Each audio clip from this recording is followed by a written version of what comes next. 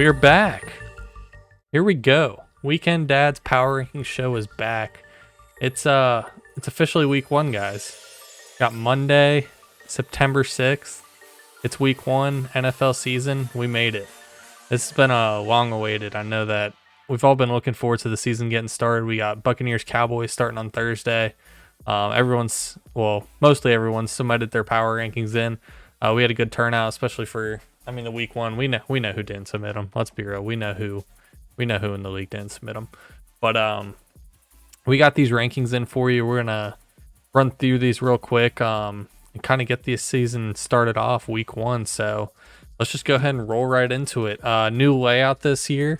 So hopefully you guys enjoy the new graphics, everything going on. So let me know if there's anything we want to change, anything we want to improve upon, whatever it may be. Let's go ahead and roll in though already the power rankings. We're going to start off number 10. We got Team Tots coming in at number 10. So basically off the board, Eric just kind of struggled with this whole draft. He unknowingly, not on purpose, basically did a 0 RB draft. Took his keepers as Tyreek Hill and DK Metcalf for receiver. Then followed it up. He had Julio, Laviska, Jacoby, a couple other guys in there. He's definitely going to need some help though from these from like Julio, Laviska, and Jacoby. One of them to step up and be able to do something to help out on the Tyreek and DK Metcalf side. So he's going to be relying heavily on that Tyreek and Patrick Mahomes stack to be able to win him weeks. I know he had a couple weeks last year where they both hit big, and Tyreek Hill had like 30 something points, I think, in that one half of that one game they had. So they can definitely win him weeks. But outside of that, Mike Davis is leading his running back core, and he doesn't have much depth after that. So it's looking a little rough for Team Tots already. He already had to buy the board this past year. Eric, you might be in trouble, it looks like, from the beginning of buying the board next year. So week 1 matchup, we got the battle of the 0 RB teams. He'll be taking on the Cheeky Chinchillas, and he's currently an 8-point underdog for that game. So it's going to be number 10. We'll go ahead and move on to number 9. We got Father of the Mag. So Jimmy falling in here at number 9. He started off with really good keepers of Kyler Murray and Devontae Adams, but it kind of quickly fell apart right after that. And I think talking with people, Jimmy might have had the worst draft out of everyone. I haven't talked really to anyone that actually enjoys his team or like the way he drafted, anything like that. He ended up with the 2 running backs that no one really wanted. I guess he got J.K. Dobbins, I believe, in the 3rd. Rest in peace. And then was able to get Josh Jacobs and Miles Sanders, which, man, he got Thielen and Chark, who I also think not really anyone wanted. And T.Y. Hilton's been hurt, so I don't know if that actually matters or not. But on his bench, he's going to definitely be hoping for a Jamar Chase breakout or even Michael Pittman to step up, especially with that T.Y. Hilton injury. Carson Wentz is coming back. He needs Pittman to be able to do something, help him out. So outside of that, Devontae Adams, Kyler Murray, it's looking a little rough for the Mags over here, but he does have Mike Williams, I believe, on his bench currently. Mike Williams can get you good weeks, but it seems like he wants to try to hurt himself every time he plays. So we'll see if he's able to actually stay healthy this season and contribute to the Mags. So looking on to week 1, he's actually going to be taking the Cardboard Hippos. And despite everyone ranking him low, me talking all this trash about his team, he's still a 3.5-point favorite over Dustin for week 1. So we'll see how that matchup carries out. And I feel like all the seasons we've never really loved Jimmy's teams, but he always ends up pulling it out. So see how he's able to do with that. So we'll go ahead and move on to number 8. Coming in at number 8, we got the Booty Pebbles. So this is nothing new. Mark's always seems to be at the bottom of the power rankings. Despite him even having like a good season last year, I believe he had a good season 2 years ago. I hope he didn't win that. He won that year, and he's gonna flame me for that. But Mark had a good year last year. He was able to win their division, made the playoffs. Didn't have the best showing in the playoffs, but it is what it is. He had solid running back keepers with Antonio Gibson and Nick Chubb. And they followed it up with getting a little bit more depth at running back, CEH, and you got Trey Sermon later, hoping for that mid to late season breakout from Trey Sermon, be able to take over that backfield. Looking at his receivers, he's got McLaurin, Godwin, and then Tyler Lockett. I really like the Tyler Lockett play, especially since Lockett can get you some huge weeks. He has the Russell Wilson stack. They let Russ cook, that could be a really dangerous combination right there. The big question I have for Mark's team is going to be at tight end. He currently has Noah Fant in there. Kind of hoping for that big Fant breakout. We've seen Fant be able to do stuff in some games. He's extremely athletic. He's a good tight end. He's great in Madden. I'm sure that didn't have anything to do with Mark drafting him.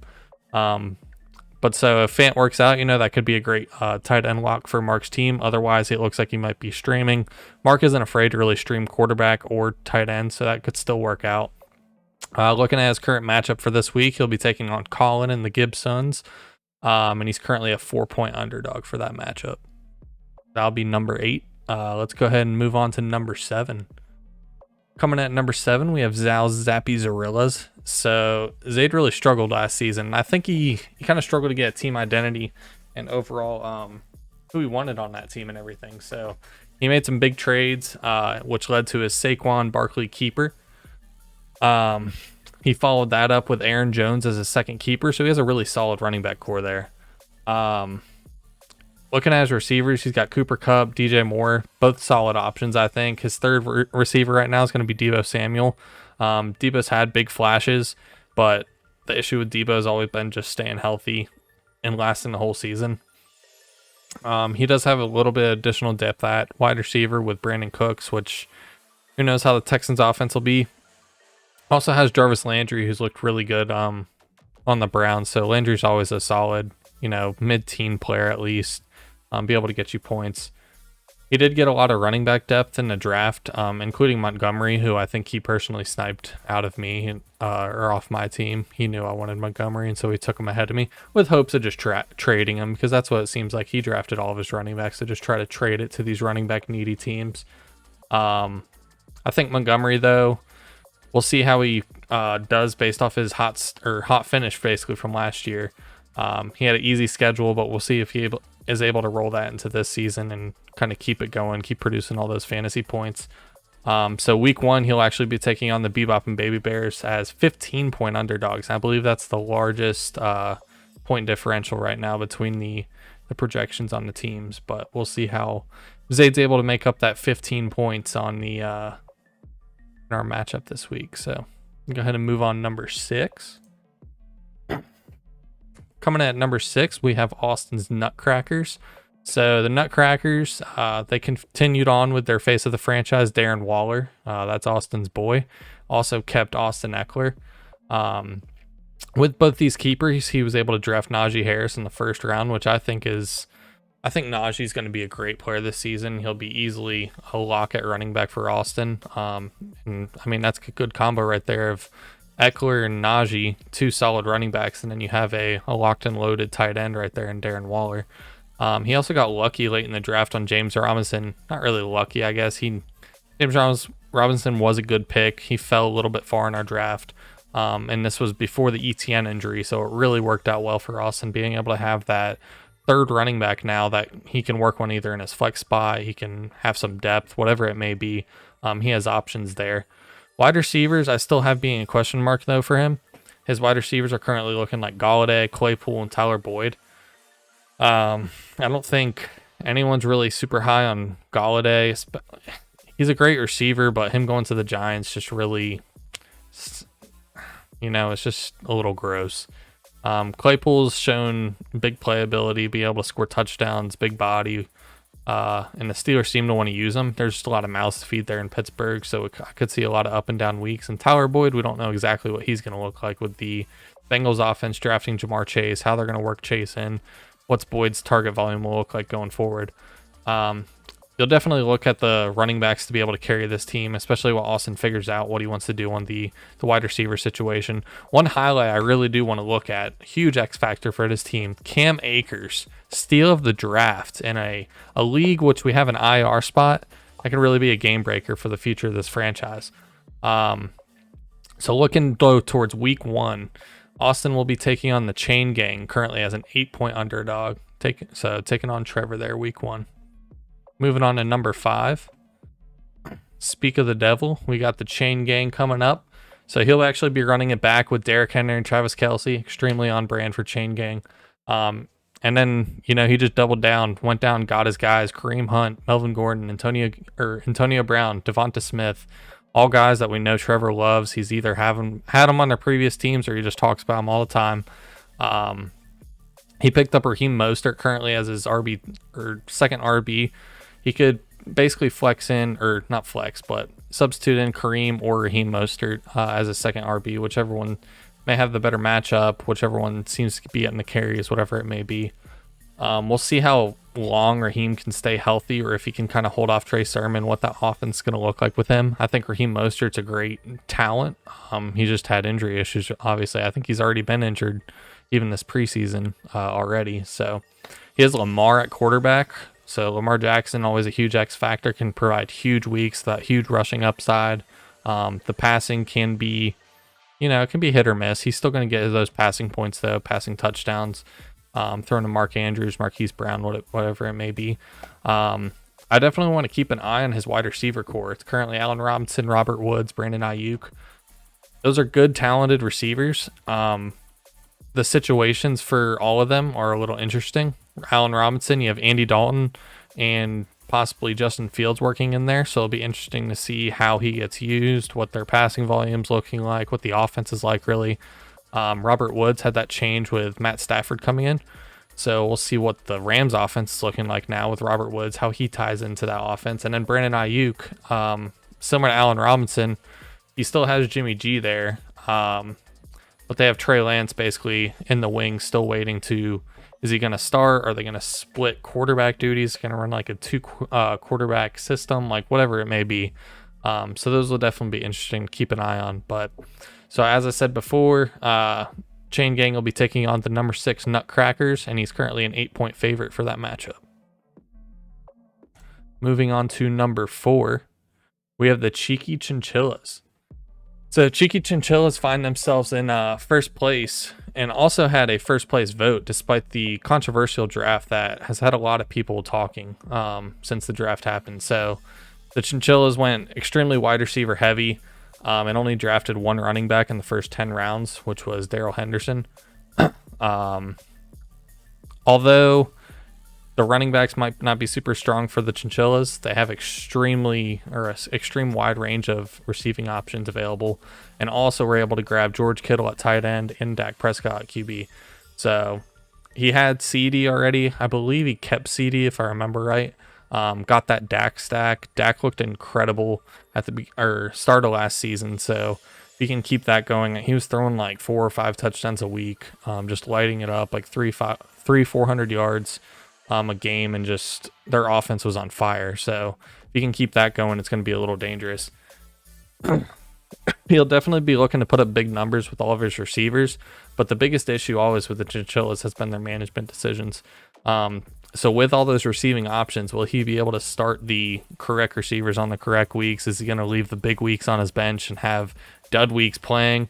Always going to be interesting to see if he can keep doing that and make those correct decisions on a weekly basis. So coming up this week, he'll be taking on number 10, the Football Tots, and he's currently an 8-point favorite for that matchup. Number 3, we have the Cardboard Hippos. So Dustin had excellent keeper value with Justin Jefferson and Josh Allen, and then it followed up with a very balanced draft. He had Zeke fall to him at an excellent spot during the draft, and then was able to get Jonathan Taylor also at great value in the second round. So he has a solid backfield right there, 2 guys that are just going to run the ball. Jonathan Taylor, I'm interested to see what his volume is going to be, especially with Nyheim Hines still there. Marlon Mack is still alive, apparently. So we'll see what Jonathan Taylor's, what his carry share looks like over there in Indianapolis. Looking at his receivers, he has Jefferson, Keenan Allen, Deontay Johnson, a solid group of receivers there. And it's no surprise that he went after a middle tier or middle to top tier tight end in Logan Thomas. It's known that Dustin doesn't really like to stream. He likes to have those locked in options. So he has Josh Allen locked in there at QB, Logan Thomas locked in there at tight end. So I personally am not too high on Logan Thomas. I'll be interested to see how he does this season. If he can be one of those top 5 tight ends that you can just play week after week. If not, that could be a weak spot for the Hippos, hoping to find a locked and loaded tight end. Another concern basically for the Hippos that I have right now is the flex spot. So he's kind of got to figure out who he wants to be in his flex for now. He's waiting on guys to develop and kind of establish themselves, like Damian Harris, Javonte Williams, Terrace Marshall, Jalen Waddle. So he has a lot of young guys there working into an offense, see what their role is going to be, and if they can be consistent enough for the fantasy football scoring every week. Despite being ranked the 3rd team, he's taking on the father of the Mags, which is a number 9 ranked team in our power rankings, and Dustin is a 3.5 point underdog for that matchup. So number 3 taking on number 9, and number 3 is not favored in the matchup. That will be interesting to watch. So we'll go ahead and move on to number 2. Coming in at number 2, it's going to be yours truly, the Bebop and Baby Bears. So last year, Baby Bears spent most of the time in the top 3 of the power rankings. Had solid keeper value in CMC and Calvin Ridley, which both have potential to be the number 1 in their given position any given week, really. Huge upside in both those players. Although the curse of the factory has already begun to struck, and injuries have already started hitting the Baby Bears. So Marvin Jones had believe it was like a shoulder injury. He's looking like he's going to be ready for week 1, but 6th round running back Travis Etienne suffered a season-ending injury. Huge hit to the Baby Bears in their running back depth, hoping for a big season from the rookie. Later in the draft, the Baby Bears actually swung for the fences a little bit and drafted Kyle Pitts, just with the hopes of that getting that locked and loaded tight end 1 that can week after week provide high scoring weeks and just do really well. So Kyle Pitts has been highly touted from all the scouts, whatever, people just talking about how talented he is, how great of a receiver he is. We'll see how he can be this year. Overall, I think the Baby Bears starting lineup is very balanced and has a lot of good big upside plays. Running back depth could be an issue if CMC or Mixon, who are known to have recently had injury issues, being on the Baby Bears does not help that situation. So if we start having injuries, we could definitely be up for some issues. But the Baby Bears will look to take on number 7 ranked Zal's Zorillas and are currently 15-point favorites. Coming in at number 1, we have returning the 2020 Weekend Dads champion Gibsons. So I think it's no surprise that they end up at number 1. Colin had the 2 best players in fantasy basically as his keepers, Dalvin Cook, Alvin Kamara. He was able to draft a solid pair of receivers, which I think was probably his weak point last season, but he's got Mike Evans, T. Higgins, and Robbie Anderson. I definitely think Colin's team will be in contention for some of the highest scoring weeks in Weekend Dads. He has great receivers, obviously great running backs.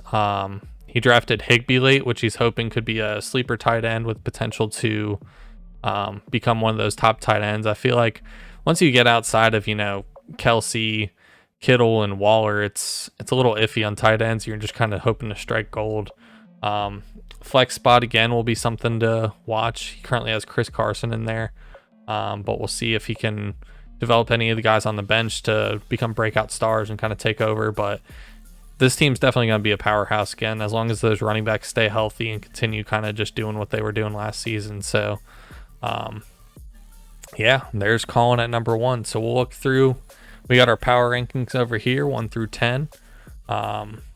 We'll be tracking kind of how these go week after week. It'll be interesting to see how things shift as players break out, waivers go through, or waiver pickups happen, injuries, whatever it may be. You'll definitely in for an interesting season. So something we're actually looking to do different this week. Wolfie will be nominating Wolfie's Game of the Week. So this is something that's kind of secretly calculated via Wolfie's data sheets and whatever else he does. I don't know. We try to page him all the time. He's always so busy. So Wolfie will be having a Game of the Week every week, and this will just basically be something to watch out for, whether it be a beef that's going on or grave intentions, whether it be playoffs or whatever it may be. Good storylines basically behind these games. So our week 1 game of the week is going to be the Bebop and Baby Bears versus Zal's Zappy Zorillas. So there's been a lot going on between this matchup. It kind of was hot out of the gates. There was a lot of beef, a lot of cows being thrown in the chat. There may or may not have been some clown emojis and some clown Photoshop. So there's a lot going on, and I'm looking for this to be an interesting matchup, despite there being a 15-point favorite of the Baby Bears. And there's $20 on the line, so definitely want to pay close attention to this matchup. But that's going to be our game of the week.